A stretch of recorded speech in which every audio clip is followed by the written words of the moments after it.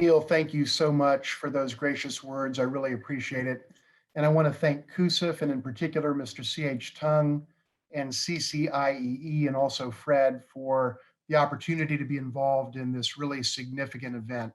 It's an honor to be among such a distinguished group of folks who care so passionately about the United States-China relationship.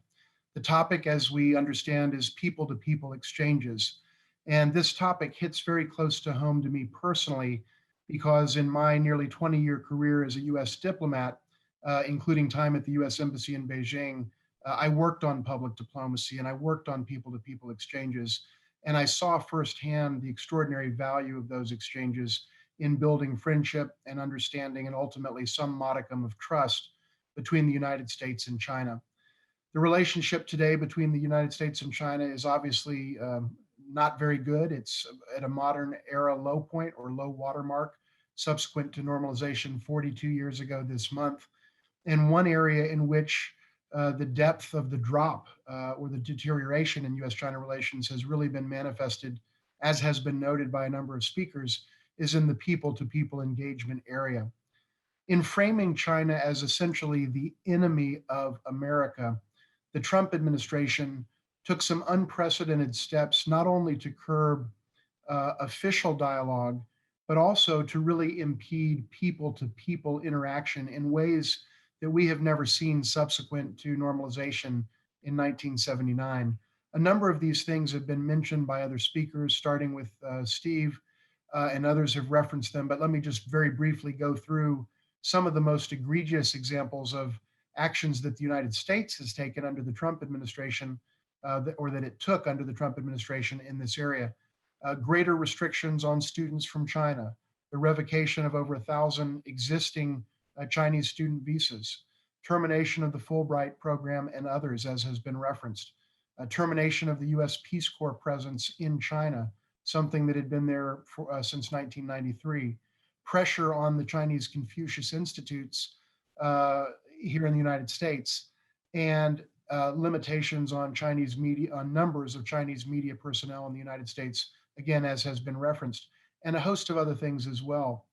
At the same time, we have seen specifically from President Trump and other senior members of the Trump administration, a really cynical effort to, if I can use a political term, go negative on China in a major league way, and really create negative associations willfully and consciously to create negative associations in the minds of the American people by cynically employing terms like, quote, the China virus and, quote, the China plague. These types of terms and many others have been designed to sully China's image amongst the American people, where historically there has been some reservoir of goodwill, and it's really something that has disappointed and saddened me and angered me as someone who cares, as all of us do, about the health of the U.S.-China relationship. Over the last 3 years, and particularly over the last year, the last 12 months, we have seen an incredible deterioration in U.S. public sentiment toward China, the likes of which we haven't seen in well over 3 decades. As Ambassador Baucus noted, 73% of Americans now state that they have unfavorable views of China, according to a recent Pew Research Center poll. In addition, 64% of Americans hold negative views or unfavorable views of China's handling or early response to COVID 19. But perhaps most worrisome is actually the smallest number, and that is that 26% of Americans, according to that same Pew poll, state that they regard China as the enemy of our nation. And while that number suggests that 74% of Americans do not feel that way, nevertheless, that is a high watermark in the modern era and something that's very disturbing. At the same time, China has seen a similar deterioration in Chinese public sentiment toward the United States, and we have to recognize that as well. What can we do about the state of affairs, and frankly, the deplorable state of affairs in terms of the US China relationship today? Let me just say, first of all, that I want to fully endorse the really good comments that Steve made right at the outset. I agree with every suggestion that he made. I think probably all of us do. certainly on the US side, and perhaps all of us more generally. And I endorse those views. A number of the points were points that I was going to mention, but let me just mention a couple of things as well, having endorsed Steve's really good comments. Number one, absolutely, we should reopen the two consulates general in Houston and in Chengdu. The United States started that one. I certainly hope the Biden administration will take a fresh look at that and get the Houston consulate back up and running. And meanwhile, that China will take the reciprocal step of getting our U.S. consulate general in Chengdu back up and running. Both nations are hurt by having anything other than full diplomatic representation in the other's country. Number two, restore the Fulbright program. That's a no brainer. Number three, restore the U.S. Peace Corps presence in China, assuming it's still welcome. It's a very important people to people program that's involved well over 1,000 Americans over these last nearly 3 decades. Let's get that back and operational again. I think the United States, and I'll say something that some in the US would find controversial, but I think the United States should cease and desist from the federal government should cease and desist from its efforts to shut down Confucius Institutes. Yes, it's true. Confucius Institutes are cultural outposts of China, and oftentimes they'll host speakers whose views align with the views of China. There is nothing wrong with that. That is part of cultural exchange. We need to know what Chinese think, just as Chinese need to know what we think, and we shouldn't be scared to hear those ideas or somehow worried about the propagandistic effect. We should welcome all views being expressed on our university campuses. And I think it's wrongheaded for the United States to push for the ouster or the shutting down of these institutes, just as it would be wrong for China to do the same thing relative to American corners and American centers in China. I think we should restore, as has been noted and suggested, a posture of openness to qualified Chinese students and scholars and media professionals, just as I hope China would do the same thing.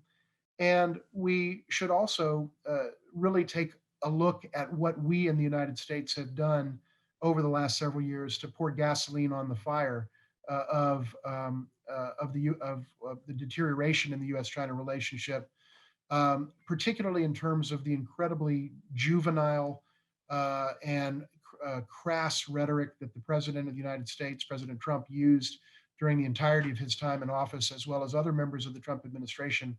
We have got to speak like diplomats and presidents and senators and so on again, and get away from trying to mimic a heckler at a late night comedy show. It's just not a good look for the United States, and we've certainly done our part to add gasoline. Briefly on the Chinese side, before I conclude, I would respectfully suggest and recommend to our friends in China to embrace people-to-people exchanges with the same openness and with a greater openness, perhaps even than before, that we seek to look at these exchanges at from a U.S. perspective. In other words, be open to the exchanges. I think if we're being honest, we have to recognize that historically, sometimes China has not been as open to some of the exchanges and has been wary of those exchanges. And I think on both sides, both the United States and China need to be more open. And I think China needs to recognize that there is a need for greater reciprocity.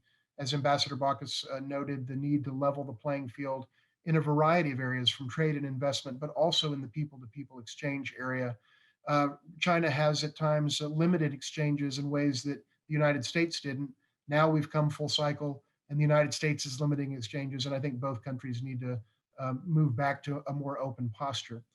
One specific idea I would suggest that hasn't been mentioned is that I would recommend that China think about creating an international visitor leadership program, or even more ambitiously, similar to the one that the United States has, or even more ambitiously to create what's sometimes called in the United States a Billington program, named for James Billington, the former and late Librarian of Congress, and to actually see the exchange of not hundreds, but thousands and thousands of Americans and Chinese in both directions.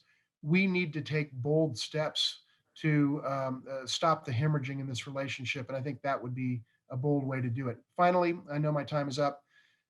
Joe Biden's slogan as candidate for president was "Build Back Better." The U.S.-China relationship has been torn down over the last several years. We need to build it back better together. There is room for improvement on both sides. Both the United States and China bear significant responsibility for the deterioration we've seen. Therefore, we both bear a responsibility for putting this relationship back on track. People to people is so important in that. And let me just conclude by saying the George H.W. Bush Foundation for U.S. China Relations looks forward to playing a positive and constructive role in building this relationship back and getting it back in the right direction again. Thank you so much.